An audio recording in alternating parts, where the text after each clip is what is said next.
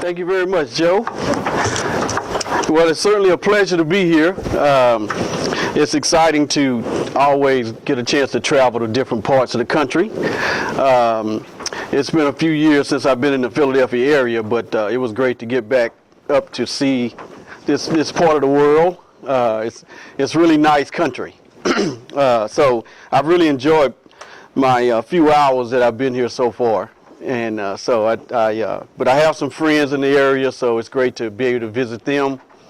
I bring you all greetings from Texas, Houston, and Missouri City. Missouri City is the place I live, which is a suburb of Houston. And so I bring you greetings from those areas, and also greetings from Humanist of Houston. I'm a vice president of that organization there. So I certainly extend to you all our warm greetings as a Texan now, transplanted from Alabama, but Texan now. I still don't own any boots though, so, nor do I own a horse, so in case you all are wondering about that. Also, I'd like to inform you all that I did not honor the request of our governor, Rick Perry, a couple of weeks ago, asked all the citizens of Texas to pray for rain. I didn't do that. But I did dance a little bit in my yard, so just to try to get the rain flowing. But the prayer thing, I had to let that go. But that was a pretty interesting request for him to ask for everybody to pray. Also, I'd like to make sure that you all understand how much I appreciate the invitation to come, to be able to share my story, basically.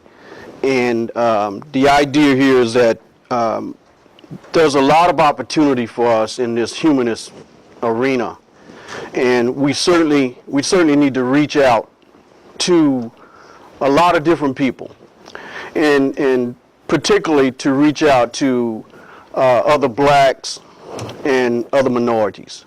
And I'll talk a little bit more about that. So that's another reason why I certainly appreciate the invitation to come and speak with you and get a chance to meet some other people, because I think it's very beneficial as this humanist movement continue to grow, because our world certainly needs us. I also like to just share that the idea of moving around the country and getting a chance to learn really how our cultures differ, even though we live in the same country. So it makes a difference. The things that we have grown up with, the things that we appreciate, and a lot of these things are different. So that's why diversity is very important for us to understand it, appreciate it, and to sort of adhere to it and understand how we adapt to diversity. But I'm certainly excited about being here and grateful to have this opportunity to speak with you. I started to wear a white collar. That would have made it really appropriate, being after being a kind of a starched member of the church, being a deacon and all. But I'm surprised as I have talked to people about this. Some people don't understand the difference. Some people, when I've told them that I was a deacon, they actually thought I was a preacher, and that I actually gave sermons, things like that. But that's not the case of a deacon in a Southern Baptist church. But I'll talk a little bit more about that also. I'm going to take a few minutes to share with you about my book.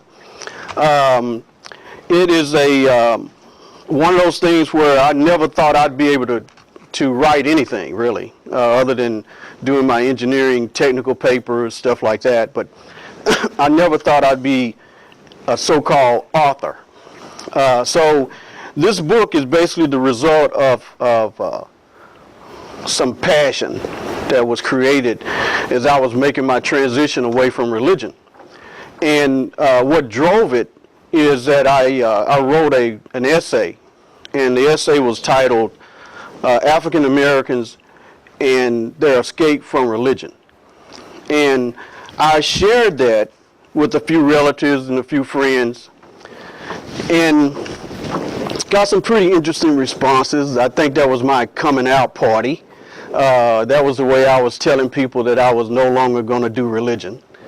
And so I shared that because I have at some point decided that religion was not good for blacks in America.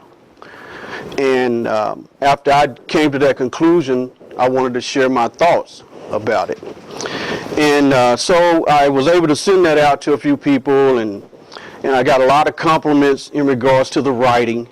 Most of the people didn't compliment me on the content, but they certainly complimented me on the writing. So that was one of the things I said, well, I guess I can write a little bit. Maybe that's some skill I didn't know I had.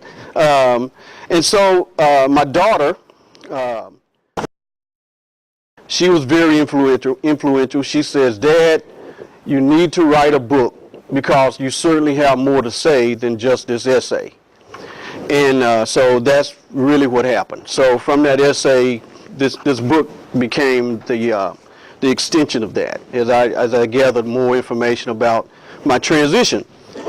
And so the book came out in November 2009. And obviously, it was my intention to make it for it to be a small book, quick read. I didn't want to challenge my friends and relatives in the reading of some encyclopedia, so I kept it small. I didn't want that to be a discouragement. You know, people look at books and pick them up. That's too much. I'm not going to read that. So I said, well, is this small, so you can read it in the bathroom. So I said, well, let me take away that excuse. So anyway, so that's why I made it a real small book. So that was the intent of that. I'm going to share a little bit from the preference, and it will give you kind of a feel for why I wrote the book. My point of focus in this book is on organized religion, primarily Christianity, not matters of altered states of consciousness and spirituality, and why I think blacks in America should strongly and urgently consider disregarding the need. This book, my first, is the result of my revised thoughts regarding religion and its practices. I was compelled to alter my thinking, then my behavior, because of the acquisition of information that resonates as truth, that which stands alone. Truth is clarity. To seek the truth, acquire it, and fail to act on it is a travesty. My hope is that during your reading, you will somehow displace emotions with reasonable observation of a presentation of thoughts and some facts worthy of mere consideration. Your opportunity for change, if any, may not be painless and swift, but I encourage your embracement. This book is based on a practical, common sense perspective of religion and its harmful influence. This view on religion is business of importance. For the only prayer I will ever pray is let my people go. That was the whole intent of the book, the message in the book, and how I identify some of those things that I consider harmful. And obviously I spent a great deal of time describing my experience in the black church. And one of the things about the book that I didn't do is that I didn't want the book to be too biographical, and I didn't want it to be a book that sounded like someone in authority. So I consider the book to be very thought-provoking, challenging, and as one pastor told me, you attacked us. You attacked the church and you attacked preachers. And so my question to him was, did I say anything wrong? And he couldn't answer that. So I guess my book does okay. So, but anyway, so I hope you all get a chance to read it, obviously. So I think you'll enjoy it. I'm here to just talk a little bit about my journey. My journey from faith to humanism.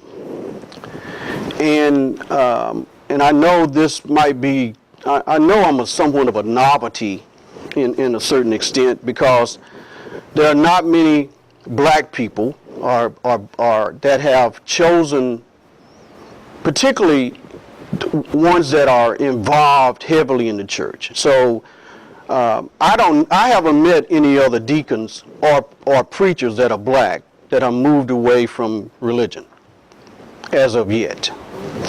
So the idea that, but I do certainly would like to share with you all that in the past 4 years, I've met a lot more black people that are atheists, humanists, agnostics, people that are non-religious. And in the process of me making my transition, it was something that was difficult for me to find in terms of finding other black people to talk to and identify with this. So I went through a major period of loneliness.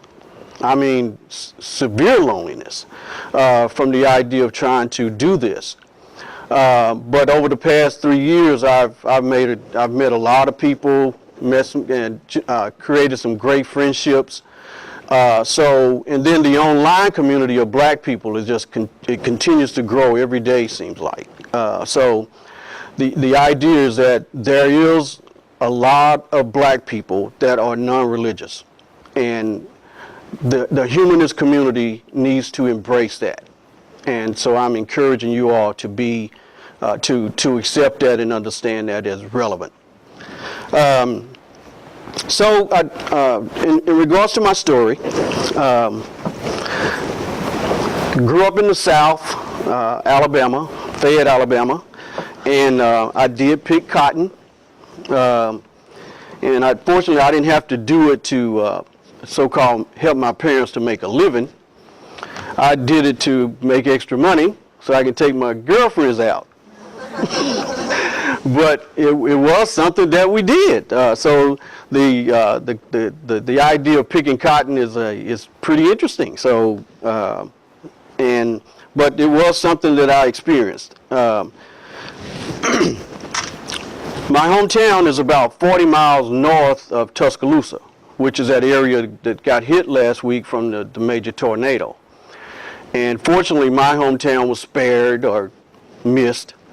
And so my family, I still have family there, and so they only lost power in Fayette, but it was that area was really devastated in just certain pockets of that city.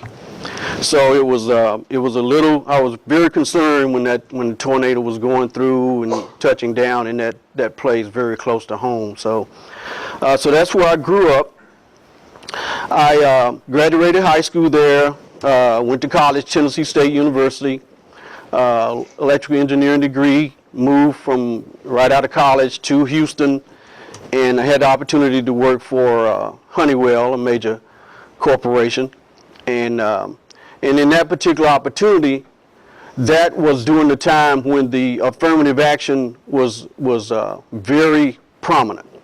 And you are looking at an individual that is the result of affirmative action.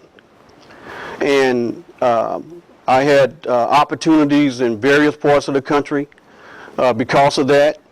And but I'm happy to say that affirmative action worked, and it worked for a lot of people. And so as a result, getting that started with Honeywell, I now have my own engineering firm. So I've been an independent engineering consultant for 9 years now, and I'm excited about that. And that played a role in my transition, as I'll share with you. So I'm going to start my journey at that point, when I made a decision to start my own engineering firm. So, and that was in 2002, January 2002.